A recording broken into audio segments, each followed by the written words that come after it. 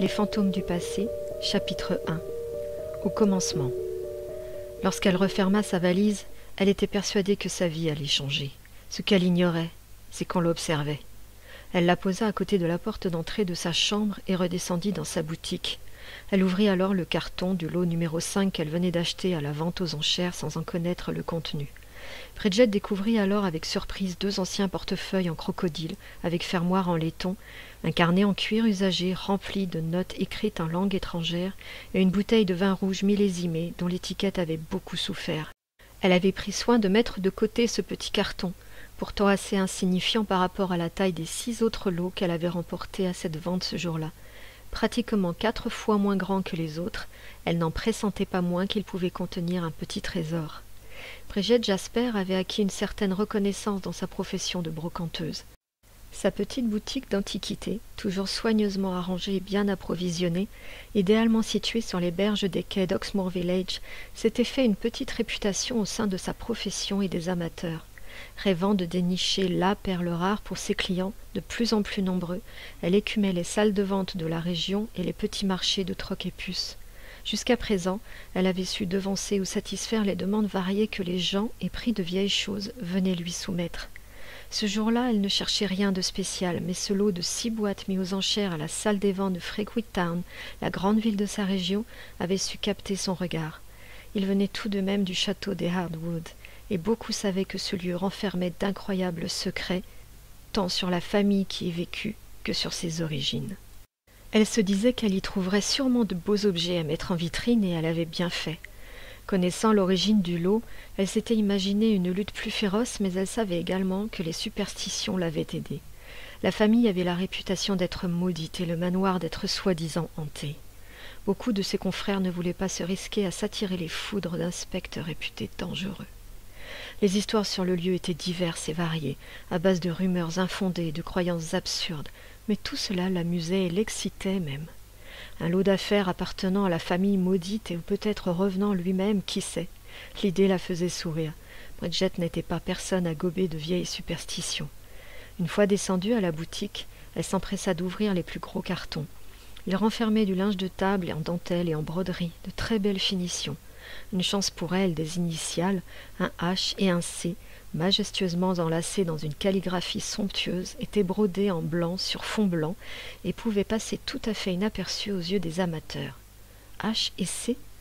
Sûrement pour Hardwood Castle. Dans son ensemble, le linge était parfaitement conservé, d'une propreté immaculée comme s'il n'avait jamais servi.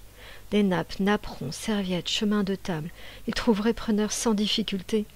Les autres boîtes, elles, étaient très lourdes, tant et si bien qu'un employé de la salle de vente avait dû l'aider à les charger dans son coffre. Une fois à destination, elle avait eu de la peine à les sortir seule pour les mettre sur un diable afin de les entreposer dans l'arrière-salle de la boutique. Ces lourds emballages étaient remplis de vaisselle soigneusement conservée, pas une fêlure, pas un éclat, tout était dans un état impeccable, à croire que là aussi, personne ne s'en était jamais servi. Assiettes plates, grandes, petites, à soupe, à escargot. Quelle trouvaille! Le genre de pièces que ses clients habituels allaient s'arracher.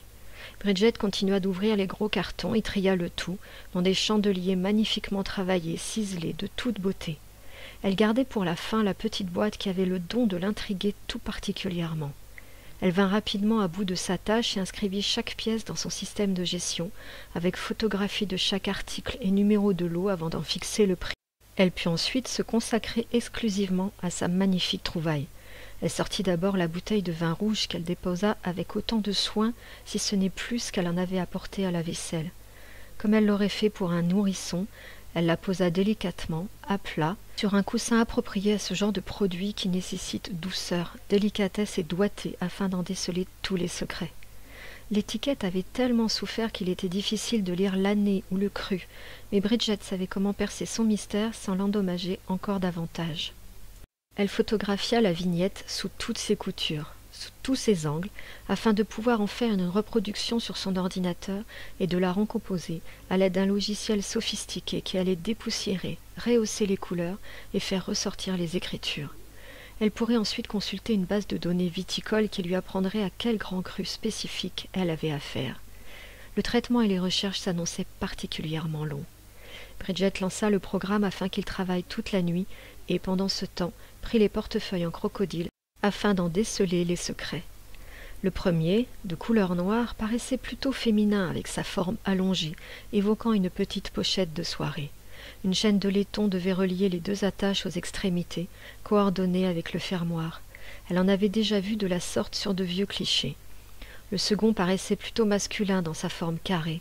Il contenait 2 vieilles pièces de 2 shillings, apparemment de la fin des années 40, et surtout une vieille photographie. La chineuse adorait dénicher de tels détails. Le cliché, en sépia noir et blanc, s'avérait en mauvais état de conservation, mais il était rangé avec soin, non plié, simplement patiné par le temps. Elle prit soin de le sortir avec délicatesse de son compartiment, afin qu'il ne reste pas collé aux parois du portefeuille.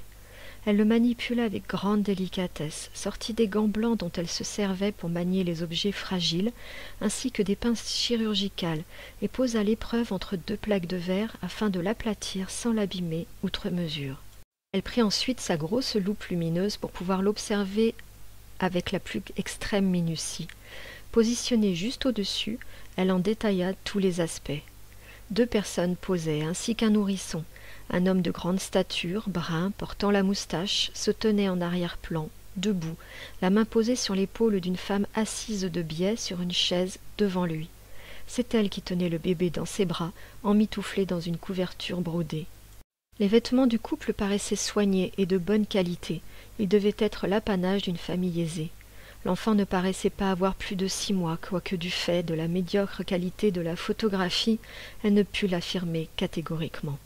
Son œil fut attiré ensuite par la couverture dans laquelle il était enroulé, brodé. Elle devait être de couleur blanche, peut-être beige. En ajustant sa loupe, Bridget parvint à distinguer les lettres H et C entrelacées. Rien d'anormal pour des affaires venant de Hardwood Castle. Cependant quelque chose la troublait.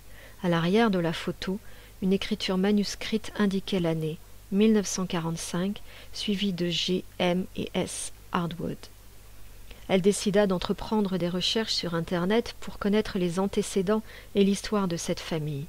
Il lui semblait se souvenir que les Hardwood n'avaient aucun descendant, que Sir George Hardwood et son épouse Lady Maria, que pouvaient désigner les lettres G et M, n'avaient jamais eu d'enfant. Pourquoi alors cette photographie et pour quelle raison la conserver si précieusement? Puis vint le tour du carnet de notes, la photographie n'ayant plus de secret à lui dévoiler. En quelle langue étaient écrites les nombreuses pages? Certaines n'étaient vraiment plus lisibles, mais cela ressemblait fort à une sorte de journal. Des dates apparaissaient en haut à gauche des pages, pour la plupart comprises entre 1940 et 1945, avec de gros manques suivant les années. Et des récits, des prénoms. Son déchiffrage systématique lui permit de s'assurer que la langue utilisée était l'allemand. L'allemand? Ses souvenirs de lycée étaient lointains, mais peut-être trouverait-elle quelqu'un pour l'aider à déchiffrer le texte. Maman, bien sûr. Et peut-être pourra-t-elle trouver si on y parlait de ce bébé, se dit-elle à voix haute.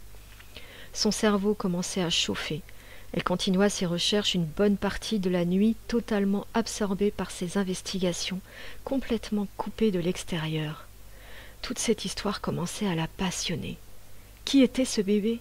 Il apparaissait pourtant clairement, d'après ce qu'elle avait trouvé sur la toile, que les personnes sur la photographie étaient bien George et Maria Hardwood, mais aucune trace d'un héritier potentiel. Un mystère comme en raffolait Bridget, c'était tout aussi excitant que de dénicher des trésors pour fournir sa boutique. En prime, sa mère était une vraie mine d'or concernant les histoires de la région. Grâce à elle, elle pourrait peut-être en savoir plus. Juste avant de monter, elle vérifia où en était la recherche sur l'étiquette de la bouteille, et elle s'avéra être terminée. Elle en imprima les résultats et regarda furtivement à combien pouvait être estimée la dite bouteille. Un château Lafite Rothschild AOC Pauillac de 1945, dont le prix de base pouvait excéder les 2460 livres. Elle n'en doutait pas qu'en la remettant aux enchères après identification, elle pourrait en obtenir plus. Quelle découverte! Même les petits portefeuilles tellement authentiques trouveraient preneur, elle en était certaine. Bridget éteignit les lumières très tard dans la nuit, ou était-ce tôt le matin, exténuée, intriguée mais ravie de sa découverte. Son regard fut soudain attiré par un point lumineux scintillant comme un flash, à l'extérieur juste en face de la boutique, puis plus rien. Elle se dit qu'elle devait être extrêmement fatiguée et qu'il était temps de reposer ses yeux, épuisés par ses recherches intensives sur le net. Elle était tout de même censée partir tout à l'heure, sa valise était prête depuis ce matin, afin de rendre visite à sa mère qu'elle n'avait pas vue depuis quelques semaines déjà. Cela ne pouvait pas mieux tomber. Madame Jasper résidant non loin de Hardwood Castle, cela lui permettrait peut-être d'aller fureter dans les archives de la mairie du village. Pleine de projets en tête, elle prit l'escalier qui menait à son appartement, juste au-dessus, se glissa sous sa couette douillette et s'endormit d'épuisement, rêvant de tous les trésors dénichés dans cette journée. Son sommeil fut pourtant agité, traversé par de pénibles visions. Un bébé en pleurs, une femme à qui on l'arrachait, qui hurlait de douleur, tendant les bras vers des silhouettes fantomatiques qui s'éloignaient dans la nuit sombre. De l'autre côté de la rue, en face de la boutique, l'homme, tapi derrière le grand chêne, soupira de soulagement lorsqu'il la vit monter à l'étage. Il avait failli se faire repérer. Tout cela à cause du maudit flash de son téléphone qui se déclencha lorsqu'il prit une photo. Il faudra vraiment qu'il fasse plus attention. Maintenant qu'elle allait dormir, il pouvait partir tranquille. Demain, la surveillance recommençait.